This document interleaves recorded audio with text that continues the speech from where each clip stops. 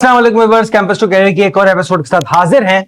Viewers, आज मैं बात करना चाहूंगा हायर एजुकेशन रिफॉर्म्स जो होने चाहिए या जो हो रहे हैं दुनिया भर में उसके ऊपर, क्योंकि फ्यूचर रेडी स्किल्स बहुत ज्यादा जरूरी हैं अगर हम यूनिवर्सिटीज की बात करें। अब कन्वेंशनल एजुकेशन सिस्टम जो है वो मुझे लगता है सरवाइव नहीं कर पाएगा। इसी के ऊपर आज बात करेंगे।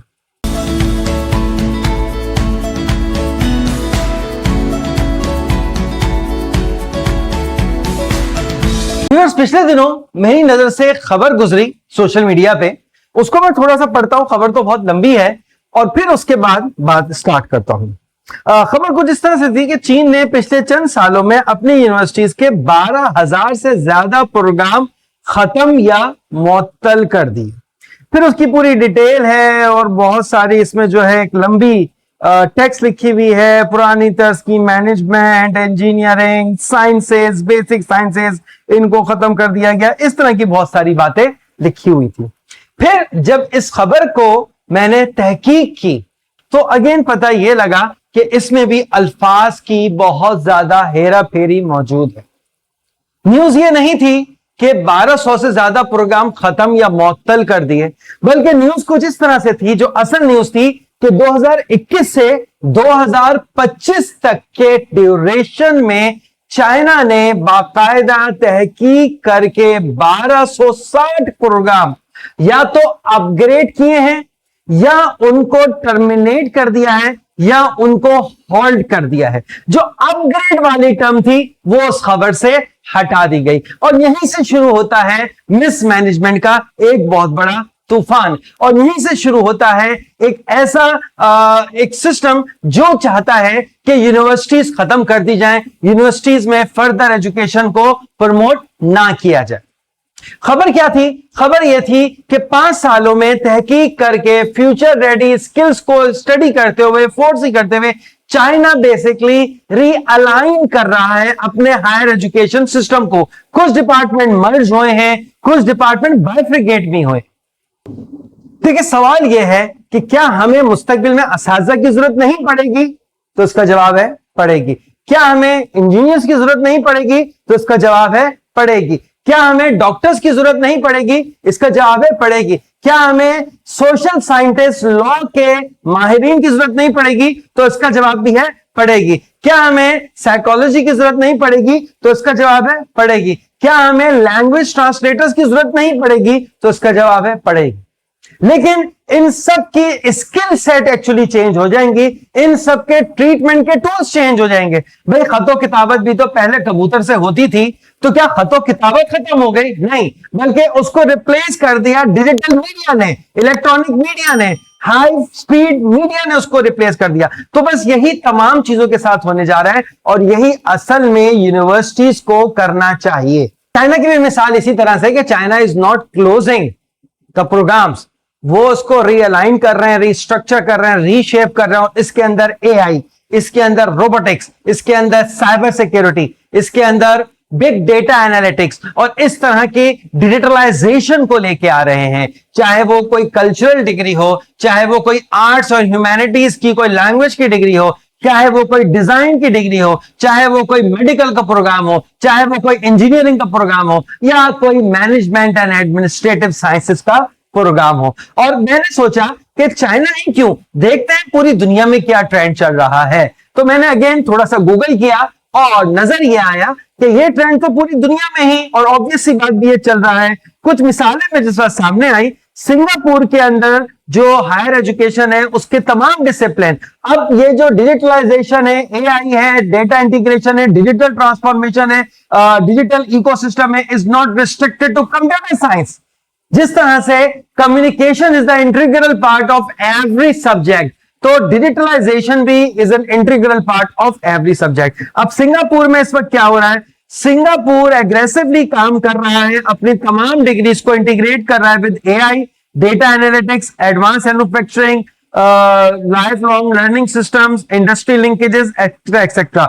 जर्मनी काम कर रहा है इंडस्ट्री 4.0 के ऊपर बहुत रिगोरसली, स्मार्ट मैन्युफैक्चरिंग के ऊपर काम कर रहा है, रोबोटिक्स के ऊपर काम कर रहा है और अप्लाइड इंजीनियरिंग के ऊपर जर्मनी में बहुत ज्यादा काम हो रहा है।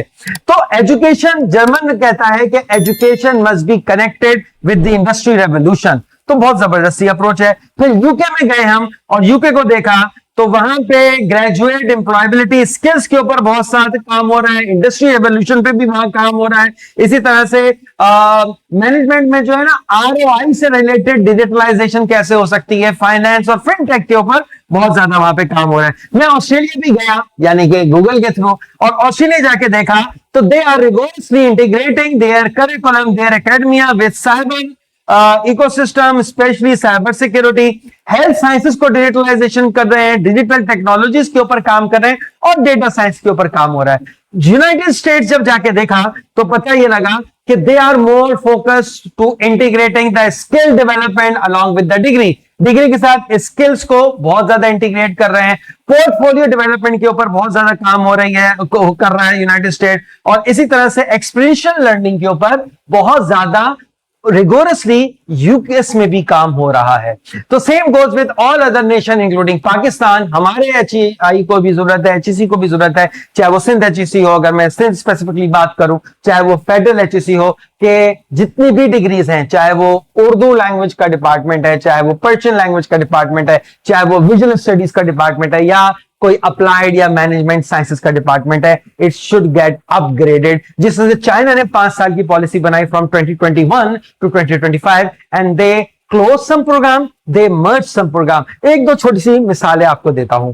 एक मिसाल इस तरह से बन सकती है कि department of physics, department of chemistry, ये अलग अलग डिपार्टमेंट है। एक वक्त था इनको अलग भी होना था, अब हो सकता है कि डिपार्टमेंट ऑफ साइंसेस करके इनको इंटीग्रेट कर दिया जाए। शुरू के 2 साल जो है वो एक कंबाइंड स्टडी की जाए और 3rd ईयर और 4th ईयर उसको स्प्लिट किया जाए। शुरू के 2 सालों में digitalization with respect to sciences, इसके ऊपर काम किया जाए। एक प्रपोजल है, डेफिनेटली इसके अगेंस्ट में भी बहुत सारे थॉट्स आएंगी, इसके फेवर में भी बहुत सारी थॉट्स आएंगी। चलो, मैं साइंसेस की बात नहीं करता, मेरी उस पर अथॉरिटी भी नहीं है, हो सकता है कि ये मैं टेक्निकली इनकरेक्ट हो जाए, लेकिन जब मैं बात करता हूं, बहुत सारे लोगों को पता है मेरा ताल्लुक मैनेजमेंट एंड एडमिनिस्ट्रेटिव साइंसेस से है और स्पेसिफिकली पब्लिक एडमिनिस्ट्रेशन मेरा जो है स्ट्रॉन्ग एरिया है। तो अगर हम पब्लिक एडमिनिस्ट्रेशन फाइल और मैनुअल पब्लिक एडमिनिस्ट्रेशन को स्टडी करते रह जाएंगे तो इसका सर्वाइवल बहुत मुश्किल हो जाएगा। ब्यूरोक्रेसी को भी अब डिजिटलाइजेशन की तरफ जाना पड़ेगा और instead of typical manual public administration हम पढ़े डिजिटल गवर्नेंस, हम पढ़े एआई गवर्नेंस, हम पढ़े स्मार्ट सिटीज, हम पढ़े डिजिटल पॉलिसीज, हम पढ़े एआई एंड पॉलिसीज, हम पढ़े डेटा ड्रिवन पॉलिसी और हम पढ़े पब्लिक इनोवेशन। इस तरह से देखें, ये स्पेसिफिक एक एरिया है जिसको हम अपग्रेड कर सकते हैं और अलाइन कर सकते हैं ओवरऑल डिजिटलाइजेशन के साथ। बल्कि मैं स्पेसिफिकली अगर इस डिसिप्लिन की बात करूं तो अब जो डिजिटल गवर्नेंस और एआई गवर्नेंस है, इससे आगे की बातें शुरू हो गई हैं और अब तो एल्गोरिथमिक गवर्नेंस के ऊपर बात हो रही है। ये क्या होती है, इसके ऊपर एक अलग प्रोग्राम करेंगे, लेकिन एक चीज बहुत इंपॉर्टेंट है कि हमें अपने करिकुलम को, स्पेसिफिकली हायर एजुकेशन सिस्टम को अपग्रेड करना पड़ेगा। टेक्नोलॉजी और डिजिटल इनोवेशन इसमें लानी पड़ेगी। बहुत सारे फील्ड्स, बहुत सारे डिपार्टमेंट मर्ज करने पड़ेंगे, बहुत सारे फील्ड्स और बहुत सारे डिपार्टमेंट्स को रीअलाइन करने की बहुत ज्यादा जरूरत है, सो दैट जब हमारा स्टूडेंट यूनिवर्सिटी में एडमिशन ले तो 4 साल बाद वो माशरे के लिए एक प्रोडक्टिव ह्यूमन कैपिटल बन के निकले, ना कि एक पढ़ा लिखा ग्रेजुएटेड अनएम्प्लॉयड इंडिविजुअल हमारे पास मार्केट में प्रोड्यूस हो। कैंपस टू कैरियर के साथ जुड़ने का बहुत बहुत शुक्रिया। नेक्स्ट एपिसोड में आप लोगों से मुलाकात होगी। अपना ख्याल रखिएगा। फेसबुक पे डॉक्टर मुस्तफा हैदर का मेरा पेज है, उसको भी आप लोग जो है फॉलो कर सकते हैं। इस वीडियो को भी लाइक, फॉलो और शेयर करें उन लोगों के साथ जो पॉलिसी मेकर्स हैं और उन स्टूडेंट्स के साथ जो प्लान कर रहे हैं हायर एजुकेशन में एडमिशंस। Thank you.